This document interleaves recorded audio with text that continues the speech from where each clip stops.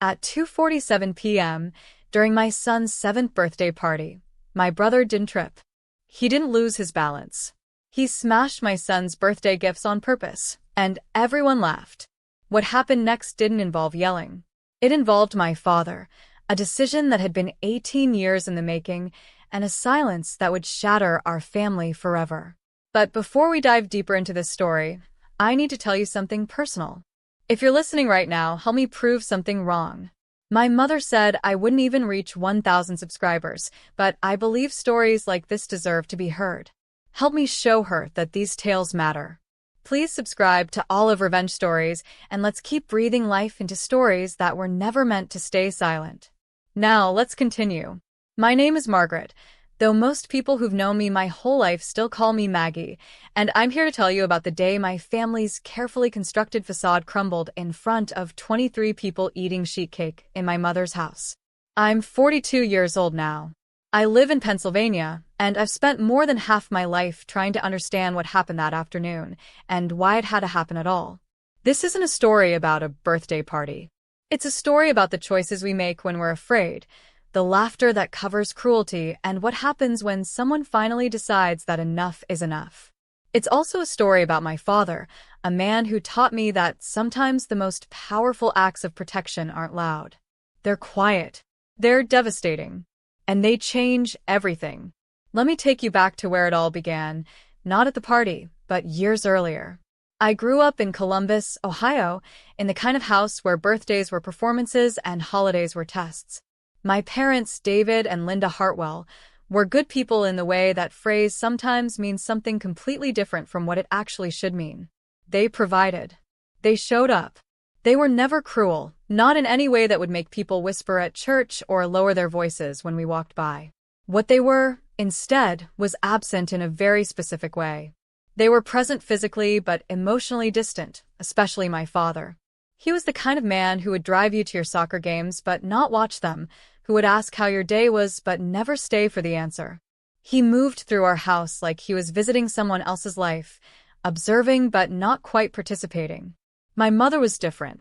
She was vivacious and loud, the kind of woman who commanded attention simply by walking into a room. She loved my brother, Kevin, with an intensity that I wouldn't fully understand until I had my own child. Kevin was her golden child, her miracle, the one born after she'd been told she couldn't have more children.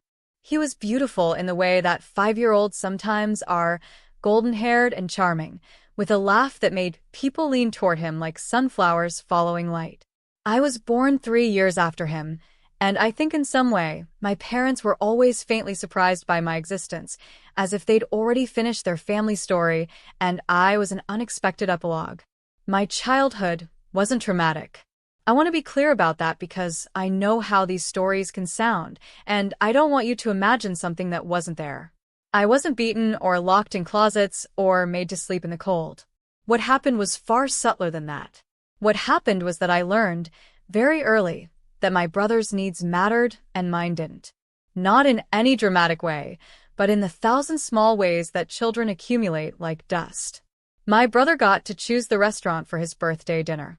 I got asked what I wanted, and then overruled when he wanted something else. My brother got a bigger bedroom because he said he needed more space for his things. I got a hand-me-down desk and was told to make do. My brother's bad grades were just because he was spirited and brilliant, just bored by traditional education. My good grades were expected, the bare minimum, nothing special. This isn't dramatic. This is just family. This is just how some families work.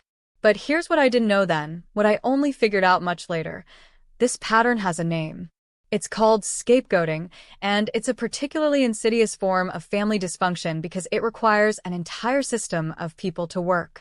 It requires a child who accepts their role as the invisible one, the responsible one, the one who will be fine without attention because they're strong or mature for their age. And it requires a family that never, ever challenges this arrangement, because challenging it would mean admitting that the golden child isn't quite golden, that the system is broken, that they've made a choice and that choice was wrong. My family was very good at maintaining this system. We were excellent at it, actually. We were the kind of family that looked perfect from the outside. My mother's house was always clean. We went to church. We had family dinners, even if those dinners felt like performances where everyone had memorized their lines. My brother was handsome and charming and good at making people like him. I was quiet and competent and good at disappearing. For a long time, that felt like a fair trade. Then my son, Elliot, was born, and everything shifted. I was 35 years old when I held him for the first time, and I felt something break open inside me that I didn't even know was sealed shut. He was small and vulnerable and completely dependent on me, and I made a promise to him right there in that hospital room. Even though he couldn't hear me, even though he was sleeping and his eyes were still swollen from the journey of being born, I promised him that he would never doubt that he mattered.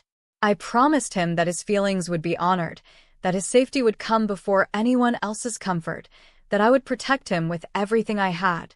I meant it with the kind of fierceness that surprised even me. I was working as a project manager at a marketing firm, a job I was good at, a job I found deeply unsatisfying, and I took 2 years off to be with Elliot. My husband, Robert, was supportive, and we made it work financially because I needed to work less than I needed to be present. When Elliot was 2, I got pregnant again, and I had another son, Thomas, who was different from Elliot in almost every way. Elliot was sensitive and observant, the kind of kid who noticed when you were sad and brought you his favorite stuffed animal. Thomas was loud and physical and gregarious, with endless energy and an easy laugh. I had 2 completely different sons, and I loved them both with a ferocity that sometimes scared me. I went back to work when Thomas was 6 months old, part-time at first, then gradually building my hours. Robert was a wonderful father. He changed diapers and did bedtime routines and never, ever made me feel like taking time to be a mother was somehow less important than my career, even though I sometimes felt that way myself. By the time Elliot turned 7, my mother had been after me for months about hosting his birthday party at her house. She had plenty of space, she said. She had a beautiful backyard. Why stress myself out when she could help? It was such a kind offer, the way she presented it, and I kept saying no, kept insisting that Robert and I had it under control, that we were planning something just for our close family. But my mother was persistent in the way that people who've never really been denied anything can be persistent. She wore me down with repeated offers and pointed comments about how much Elliot loved his grandparents, how special it would be to have everyone there together. Finally, I said yes. I think that was the moment everything changed. Not because my mother was cruel or because she had some malicious plan. She didn't. She was just my mother, doing what my mother had always done. Creating an environment where her preferred narrative was all that mattered, where the golden children shined and the quiet ones made do. My brother Kevin was there that day, of course. By that point, Kevin was 43 years old. He'd never married, though he'd had several long-term relationships that ended because, according to him, women were too sensitive and demanding. He worked in sales, a job he was good at, a job that rewarded the exact qualities he possessed in abundance: charm, glib confidence, the ability to make people like him almost immediately. He lived 2 states away in Michigan, was home maybe twice a year, and whenever he visited, he seemed to exist in a fog of golden child privilege that had never faded, not even into middle age. He was still the favorite. He always would be. The party started at 1 o'clock on a Saturday in April. Elliot had requested a superhero theme, specifically Spider-Man, and my mother had gone all out with decorations and a catering company and goodie bags for the kids. She had invited more children than I would have chosen, more than felt manageable or intimate, but I'd stopped fighting her on these details. The cake was from an expensive bakery downtown. There were streamers in blue and red everywhere. Elliot wore a Spider-Man costume that had cost more than I would normally spend on clothes for a child, but my mother had bought it for him without asking, and I'd learned long ago that refusing her gifts came with a price and disappointment and lectures about gratitude.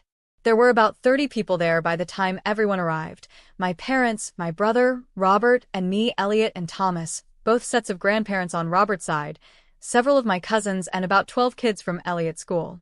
Everyone was eating and chatting and laughing, and Elliot was in that particular state of happiness that 7-year-olds experience at their own parties, a kind of frantic joy that's almost too much to contain. The gifts were stacked in the living room. Elliot had been explicitly told not to open them until later in the afternoon, a compromise I'd made with my mother about timing and order of events. But at about 2:30, my brother Kevin decided, without asking anyone's permission, that it was time for gift opening. He was drinking beer even though it was only mid-afternoon, and he had that loose, loud quality that comes over him when he's had a few drinks, that version of himself that he considers charming, but that actually just makes people nervous. He started carrying the wrapped presents out to the patio, making a big show of it, announcing each one in a fake sportscaster voice that made the other adults laugh. Elliot followed along behind him, still in his Spider-Man costume, and I watched from inside the house, through the sliding glass doors, and I felt that particular tension that Kevin's presence always brought, that subtle wrongness that I could never quite articulate to anyone else.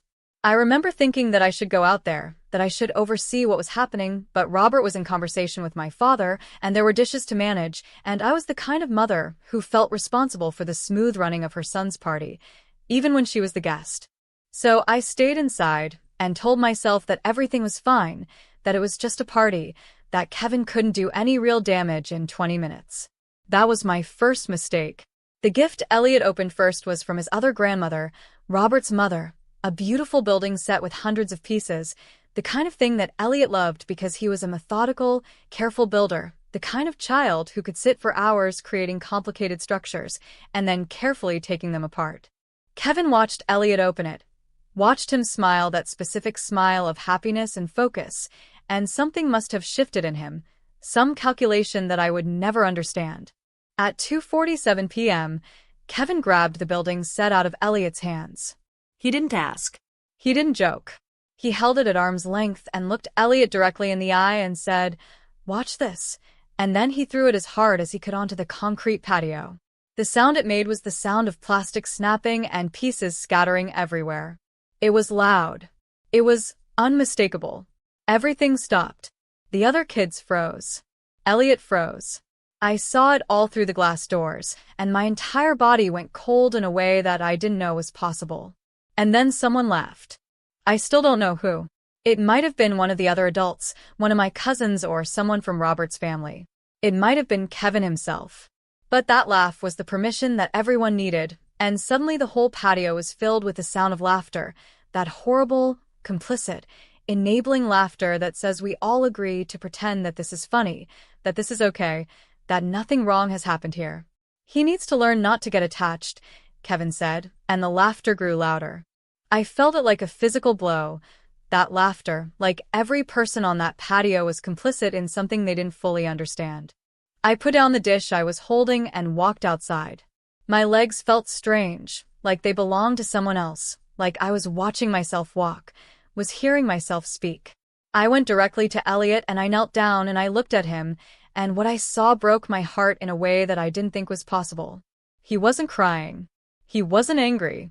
He was just still, completely still, and his eyes had that distant, dissociated quality that I'd learned, much later in life, comes over children when they're experiencing a kind of psychological abandonment in real time, when they're learning that the world isn't safe and they can't count on it to be. Kevin was still laughing. My mother was smiling, still believing that this was somehow a teaching moment or a funny story that we'd all laugh about later. My father was standing at the edge of the patio, near the fence, and when I looked at him, our eyes met, and something passed between us that I couldn't name. It wasn't anger. It was recognition. It was the look of someone seeing something they'd seen before, a long time ago, in a house in Columbus, Ohio, in a childhood that had shaped everything that came after. My brother had built his entire adult personality around a kind of affable cruelty that people excused because he was charming and because the targets of that cruelty were rarely in a position to fight back. My mother had spent her entire life enabling this because Kevin was her miracle, her golden child, and questioning him would mean questioning her judgment, which she was not prepared to do. And I had spent my entire childhood learning to accept it, learning that my feelings didn't matter, learning to disappear. But Elliot didn't need to learn that. I would not let Elliot learn that. I picked him up and I carried him inside, and I didn't look back at anyone. For the next 3 hours, I sat in my mother's guest bedroom with Elliot, and I talked to him about the difference between people who hurt you on purpose and people who hurt you by accident. I told him that what Kevin had done was wrong, that it wasn't his fault, that his feelings about it were valid and important. I told him that I saw what happened, that I was sorry I hadn't stopped it sooner, and that I would never let anyone hurt him that way again. He was 7 years old, and he couldn't fully understand the weight of what had happened, but he knew that something had shifted. He knew that his safety mattered to me more than the party, more than family harmony, more than the awkwardness that would come from what I was about to do. When I came back out to the patio, Robert was cleaning up the pieces of the building set. My mother was acting like nothing had happened. Kevin was on the couch, telling a story to my cousins, gesturing with his beer. And my father was standing in the kitchen, looking out at nothing, waiting. The confrontation that happened later that evening, after Robert had taken Thomas home and Elliot was asleep, was the kind of thing that families try to avoid forever. I told Kevin that what he had done was inexcusable. He told me that I was too sensitive and that I was raising Elliot to be weak.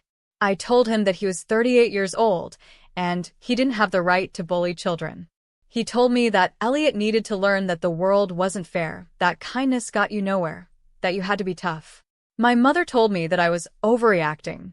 She told me that Kevin was just joking, that Elliot would forget about it by tomorrow, that I was making a scene and ruining the party that she had been so kind as to throw for my son. She told me that family was more important than anyone's feelings, that I needed to forgive him, because that's what family did. I told her that I didn't need to forgive him, because I wasn't going to keep letting him hurt my children, and if that meant never coming back to her house, then so be it. My father, throughout all of this, didn't say very much. He just said one thing, one sentence, and it seemed to settle over the conversation like weather changing. He said, "I remember this." The following weeks were strange and tense. My mother tried to smooth things over by buying Elliot expensive gifts, by calling and asking when she could see him again, by positioning herself as the wounded party, the grandmother who had only wanted to throw a nice party and was now being punished for Kevin's thoughtlessness. I didn't respond to most of her calls. When I did, I was polite but distant. Robert tried to be the mediator, always did, because that was his way, but even he was disgusted by the way Kevin had acted and the way my mother had enabled it. My father called me 3 days after the party. He asked if I was okay. I said I was fine, that I was just angry, that I was trying to figure out what our relationship with my mother and brother should look like going forward. He listened without interrupting, and then he said, "I need to tell you something about your childhood." I was 42 years old, and my father had never voluntarily told me anything important about my past. I was suddenly very afraid of what he was going to say. He told me about the time when Kevin had convinced me that it was my fault that my parents' marriage was struggling when I was 12 years old. He told me about the way Kevin had laughed at me for being lonely and then told my mother I'd said something I hadn't said and how it caused a fight that lasted for days. He told me about every instance he could remember of Kevin hurting me, and he told me that every single time he had watched and done nothing, and that the weight of that inaction had been accumulating in his chest for 3 decades like a slow poison. He told me that he had told himself he was protecting me by not interfering, that he was teaching me to be strong, that by not defending me he was somehow preparing me for a harsh world. He told me that this was the cruelest lie he had ever told himself and that he couldn't watch it happen to Elliot.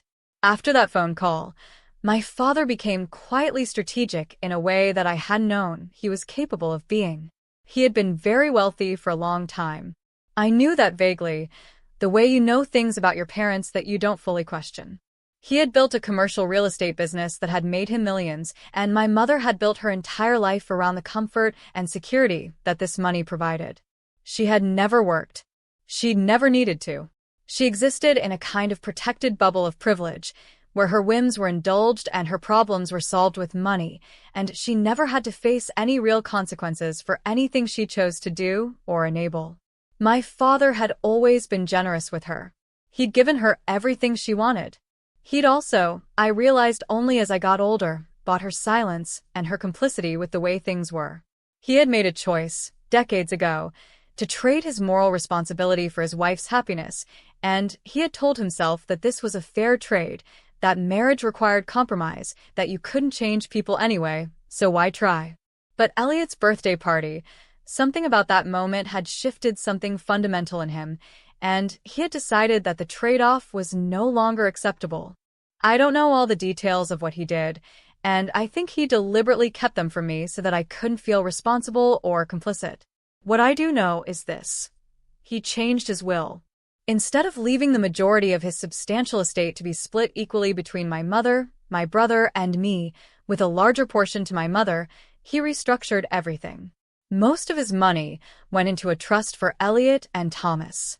A significant portion went to me, enough that I could take early retirement if I wanted to, enough that I would never have to worry about money again. What he took from Kevin was access. He removed Kevin as the executor of his estate. He removed Kevin from the decision-making about the family business. He cut off the line of credit that Kevin had been using for years, the one Kevin didn't know he knew about, the one Kevin had been running up quietly with private credit cards. He sent Kevin a letter explaining that he was making these changes effective immediately, and he explained them in language so clear and unemotional that there was no room for Kevin to misunderstand or for my mother to intercede on his behalf. He also, and this was perhaps the cruelest stroke, set up a financial arrangement where my mother would be cared for and secure for the rest of her life, but only if she agreed to the terms of his new will. If she fought him, if she tried to protect Kevin through legal means, the money dried up. He had essentially told his wife of 45 years that she had a choice. She could have her comfort and security, or she could have her son's loyalty, but she couldn't have both. The way my mother found out about all of this was through a conversation with her lawyer, and the fallout was catastrophic. She called my house screaming. She said my father had lost his mind. She said I had put him up to it, that I had somehow manipulated my dying elderly father into betraying his own son. She said Kevin was devastated. She said the family was destroyed. She said it was all my fault. I listened to her, and I felt something that I haven't felt in a very long time. I felt relief. I felt like a weight I didn't know I was carrying had been lifted. My father, when I called him the next day to thank him, said something that I think I'll remember for the rest of my life. He said, "I laughed when you were a child too. I laughed along with your mother when your brother hurt you, and I told myself that this was the price of marriage, the compromise you had to make to keep your family together. I was wrong. I was a coward, and I was wrong, and I'm sorry that it took me until I was 72 years old to get brave enough to do the right thing." My father died 2 years after Elliot's birthday party. He had cancer, and it was fast, and I was grateful for that mercy, because I don't think he wanted to linger. At his funeral, my mother came, and my brother Kevin came, but they sat in different pews, and they didn't speak to each other. I sat with my father's final words ringing in my ears, words that had become clearer to me the longer he was gone, and I understood that what he had done wasn't about punishment. It was about finally choosing to protect the child and the family who was vulnerable, even if it meant destroying the comfortable fiction that he and my mother had been maintaining for decades. Elliot is 16 years old now. He's kind and thoughtful, and he plays guitar, and he's interested in environmental science, and he tells me that he loves me almost every single day. He doesn't remember much about his 7th birthday party. He remembers that there were presents and that something happened with Uncle Kevin, but the specific trauma of it has been absorbed and metabolized by his growing brain and his sense of safety that I worked hard to build. Thomas is 13, and he's loud and full of life, and he knows his Uncle Kevin only in the vaguest terms, a relative who exists somewhere in the periphery of family, significant mainly in his absence. My mother is still alive. She remarried to a man named Charles who seems, from what I can tell, to be a good person who treats her well. She doesn't speak to me very often. When she does, she mentions my father, always with a kind of resentment that has fossilized over the years, and she tells me stories about how good it was with Kevin when he was young, as if those good moments should somehow erase or justify everything that came after. My brother Kevin I haven't seen in person since that party. He sent me a message once, a couple of years ago, in which he apologized in a way that sounded more like a legal strategy than an actual apology. He said he was sorry if he'd upset Elliot, and he said that he'd been going through a hard time, and he said that I should forgive him, because family was important. I didn't respond. There's nothing left to say to him. I said at the beginning of the story that it would change everything, and it did. It changed the way I understood my family. It changed the way I understood my father. It changed the way I understood my own role in enabling a system that was deeply unfair. Most importantly, it changed the way my son understands the world. He knows that he matters. He knows that his safety is more important than anyone's comfort. He knows that sometimes love looks like withdrawal, like cutting someone out, like finally saying no to the people we love when they ask us to accept cruelty in the name of family. I've spent a lot of time thinking about this story, about when I should tell it, about whether it would make me or my family look bad. The truth is, I don't care anymore. There are children right now, growing up in houses where their feelings don't matter, where their safety is secondary to their siblings' comfort, where they're learning to accept cruelty in the name of family harmony. I'm telling this story for them. I'm telling this story because my father told me, toward the end of his life, that the only thing he regretted, the only thing that kept him up at night, was all the years he didn't protect me, all the times he chose the easy path of inaction over the harder path of standing up for what was right. I'm telling this story because I want you to know that it's never too late to change. If you're the quiet child, if you're the one who learned to disappear, I want you to know that your feelings matter. If you're the parent, if you're trying to decide whether to rock the boat, I want you to know that protecting your child matters more than anything else. If you're the golden child, if you've gotten used to special treatment and exemption from consequences, I want you to tell you that this pattern doesn't have to continue forever, that you have the power to change it, that it's never too late to become a better person. This is the story of my family. This is the story of a birthday party that broke us apart and put us back together differently. This is the story of a father who finally learned how to be brave, and a daughter who learned that sometimes the most powerful thing you can do is say no. If you've made it this far, thank you for listening.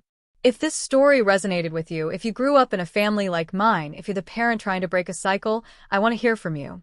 Comment below and tell me your story. Tell me where you're watching from.